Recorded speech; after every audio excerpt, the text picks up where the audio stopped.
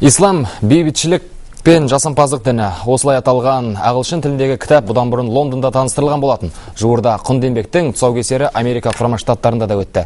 Кітап авторы Қазақстан мұсылмандары діни басқармасының төрағасы Әбсаттар Қажы Дербісәлі. Кітаптың таныстырылымы Jamestown Foundation қорындағы дөңгелек үстел аясында өтті. Шара барысында бас мүфти қазақ жерінен шыққан орта ғасырдағы ойшылдар туралы егемен еліміздегі ислам дінінің ахуал төңірегінде әңгімеледі. Бұдан соң ақш мемлекеттік департаментінің Қазақстан және Орта Азия бойынша сарапшысы Джейкоб Зен баяндама жасады. Лауазымды тұлға Қазақстанның бейбіт сүйгіш саясатын, ұлтаралық тұрақтылықты сақтаудағы рөлін ерекше айтып өтті. Соңғы кездерде әсіресе батыс ақпарат құралдарында исламға қатысты жағымсыз пікірлер, көзқарастар кеңінен айтылып та жазылып та жатыр.